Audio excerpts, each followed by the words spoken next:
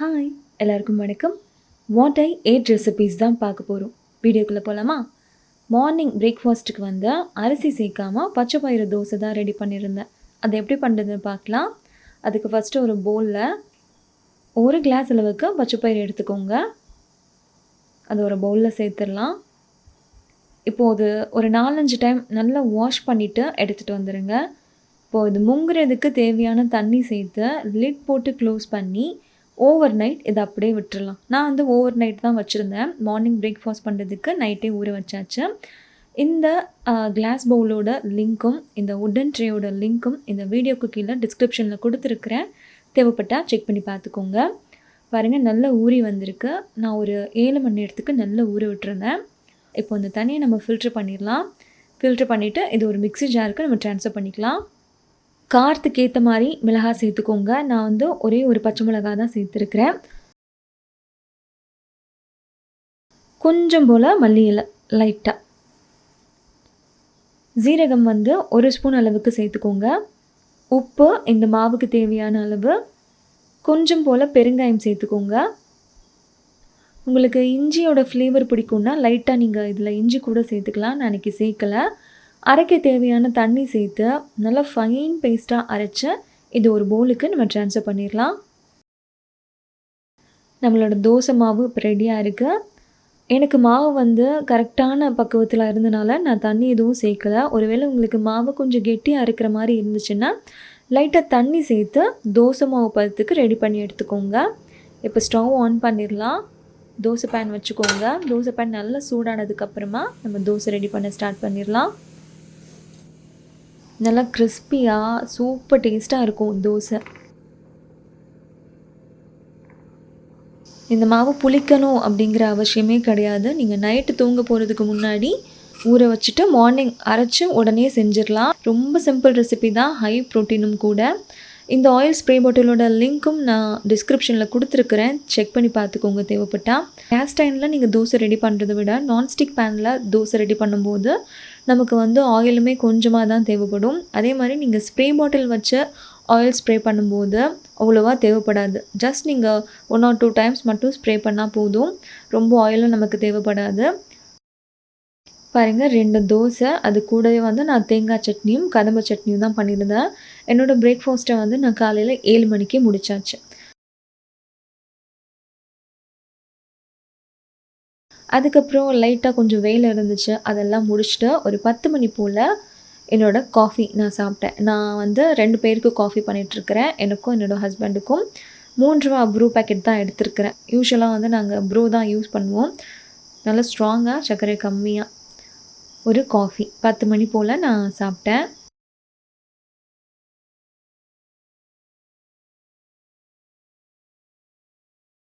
வேலை கொஞ்சம் ஜாஸ்தியாக இருந்தனால லன்ச் வந்து என்னால் ஷூட் பண்ண முடியலை. ஆனால் லன்ச்சுக்கு என்ன சாப்பிட்டேன் அப்படிங்கிறத அந்த கிளிப் எடுத்து வச்சுருக்கிறேன். அதை உங்ககிட்ட ஷேர் பண்ணிக்கிறேன்.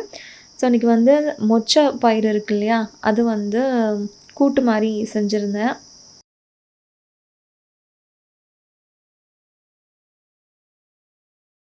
பாசிப்பருப்பும் பீன்ஸும் போட்டு ஒரு பொரியல் மாதிரி செஞ்சுருந்தேன்.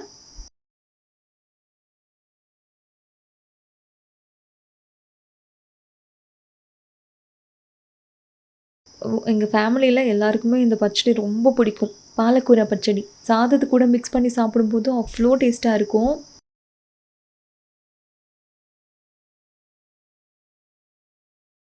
கூடவே வந்து கொஞ்சம் போல் ஒயிட் ரைஸ் எடுத்திருந்தேன்.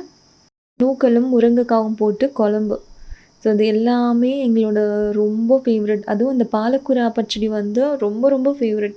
எல்லாருக்குமே பிடிக்கும். என் பையனுக்கு ரொம்ப பிடிக்கும். இந்த லன்ச் பிளேட்டில் இருக்கிற ரெசிபீஸ் உங்களுக்கு வேணும் அப்படின்னா கீழே லன்ச் அப்படின்னு கமெண்ட் பண்ணுங்கள். நான் வந்து இதே லன்ச்சை நான் உங்களுக்கு வீடியோவாக ஷூட் பண்ணி உங்களுக்கு அப்லோட் பண்ணுறேன். உங்களுக்கு இந்த ரெசிபீஸ் வேணும் அப்படின்னா கீழே லன்ச் அப்படின்னு கமெண்ட் பண்ணுங்கள். ஃபஸ்ட்டு நான் வந்து அந்த பச்சடியிலேருந்து தான் ஸ்டார்ட் பண்ணதே. அவ்வளோ டேஸ்ட்டாக இருந்துச்சு. என்னோடய லன்ச் வந்து நான் 1 மணிக்கு தான் சாப்பிட்டேன்.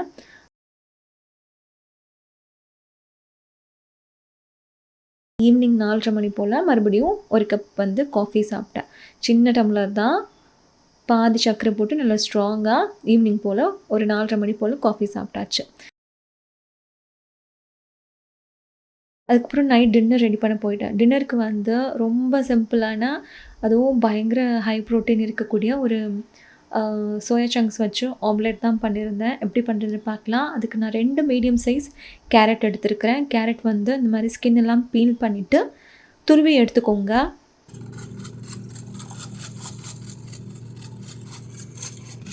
நீங்கள் கேரட்டுக்கு பதிலாக முட்டைக்கோஸ் கூட சேர்த்துக்கலாம். கேரட்டு துருவி ஓரமாக வச்சுக்கோங்க. இப்போ வந்து ஒரு பாத்திரத்தில் தண்ணி நல்லா கொதிச்சிட்ருக்கு. கொதிச்சதுக்கப்புறமா நான் ஸ்டவ்வில் இருந்து இறக்கி வச்சுருக்கிறேன். அதில் ஒரு 3 கை அளவுக்கு நான் சோயா சங்க்ஸ் சேர்த்துக்கிறேன். இது வந்து மினி சோயா சங்க்ஸ் தான். நீங்கள் உங்கள்கிட்ட எது அவைலபிளாக இருக்கோ நீங்கள் அதை சேர்த்துக்கலாம். சேர்த்துட்டு ஒரு 10 நிமிஷத்துக்கு அந்த சூடான தண்ணியில் அப்படியே வந்து ஊறட்டும். ஊறினதுக்கப்புறமா 10 நிமிஷத்துக்கு அப்புறமா லைட்டாக அலசிட்டு இந்த மாதிரி நல்ல தண்ணி புழிஞ்சு எடுத்து மிக்ஸி ஜாருக்கு ட்ரான்ஸ்ஃபர் பண்ணிக்கோங்க. இதை வந்து பல்ஸ் மோடில் கொடுத்து லைட்டாக அரைச்சிங்க அப்படின்னா இந்த மாதிரி கொரன்னு உங்களுக்கு கிடச்சிரும். பாருங்கள், ரொம்ப வலுவலுன்னு இல்லை, லைட்டாக பல்ஸ் மோட் கொடுத்தாலே போதும், இந்த மாதிரி கொரன்னு அரைப்பட்டுரும். இப்போ இது ஓரமாக இருக்கட்டும். இப்போது ஒரு பவுலில் நான் இன்றைக்கி வந்து 6 முட்டை எடுத்துருக்கிறேன். இது வந்து 3 பேருக்காக நான் ரெடி பண்ணிகிட்ருக்கிறேன். இது ஒருத்திக்கு கிடையாது, 3 பேர் சாப்பிட்றதுக்காக. ஸோ நீங்கள் ஒருத்தர் தான் அப்படின்னா சோயா சங்க்ஸோட அளவை குறைச்சிக்கோங்க. ஒரு கையளவுக்கு சோயா சங்க்ஸ் போதும், 2 முட்டை போதும் ஒருத்தருக்கு அப்படின்னா. இதுக்கு தேவையான உப்பு, 1/2 ஸ்பூன் மிளகுத்தூள், கொஞ்சம் போல் நறுக்குனா மல்லி இலை சேர்த்துட்டு நல்லா பீட் பண்ணி விட்டுக்கோங்க.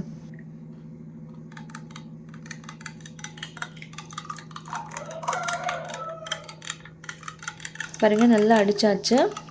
நம்ம பல்ஸ் மோடில் கொடுத்து அரைச்சோம் இல்லையா அந்த சோயா சங்க்ஸ், அதை அப்படியே இதில் சேர்த்துக்கோங்க.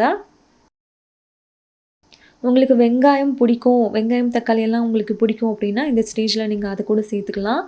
நான் வந்து இன்றைக்கி சோயா சங்க்ஸும் துருவி வச்சு அந்த கேரட்டும் சேர்த்துருக்குறேன். சேர்த்துட்டு மறுபடியும் நல்லா கலந்து விட்டுக்கோங்க. அவ்வளோதான், நம்மளோட மாவு இப்போ ரெடியாக இருக்குது. நல்லா கலந்ததுக்கப்புறமா நம்ம குட்டி குட்டியாக வந்து ஆம்லேட் மாதிரி போட்டு எடுத்துக்கலாம். ஸ்டவ் ஆன் பண்ணிக்கோங்க. ஆன் பண்ணிவிட்டு கொஞ்சம் போல் வந்து எண்ணெய் அந்த மாதிரி ஸ்ப்ரே பண்ணி விட்டுக்கோங்க. ஸ்ப்ரே பண்ணிவிட்டு ஒரு கரண்டி அளவுக்கு மட்டும் மாவை எடுத்து அது இந்த மாதிரி லைட்டாக வந்து பரப்பி விட்டுக்கோங்க. ஒரு ஆம்லேட் மாதிரி தான். அது 2 சாப்பிட்டாலே போதும், வயிறு நல்லா ஃபில் ஆகிடும். மீடியம் ஃப்ளேமில் விட்டு 2 பக்கமும் இந்த மாதிரி திருப்பி போட்டு குக் பண்ணுங்கள். எண்ணெய் வந்து ஒருவேளை தேவைப்பட்டால் ஒரு டைம் 2 டைம் மட்டும் லைட்டாக ஸ்ப்ரே பண்ணி விட்டுக்கோங்க. ரொம்ப தேவைப்படாது எண்ணெய். ரொம்ப சட்டுன்னு செஞ்சிடலாம். நல்ல ஹை ப்ரோட்டீன் ரெசிபியும் கூட. என்னோடய டின்னரை நான் 7 மணிக்குள்ளே முடிச்சாச்சு. இந்த பிளேட்டில் வந்து நான் 3 உங்களுக்கு காமிச்சிருப்பேன். ஸோ இது வந்து 3 நான் சாப்பிட்ல, 2 தான் நான் சாப்பிட்டேன். 2 சாப்பிட்டாலே போதும், வயிறு ஃபுல்லாகிடும். இந்த வாட் ஐ ஏட் ரெசிபீஸ் உங்களுக்கு பிடிச்சிருந்தால் லைக் பண்ணுங்கள், ஷேர் பண்ணுங்கள். கோகிலா அகர்ஷன் சேனலுக்கு சப்ஸ்கிரைப் பண்ணுங்கள். நன்றி, வணக்கம்.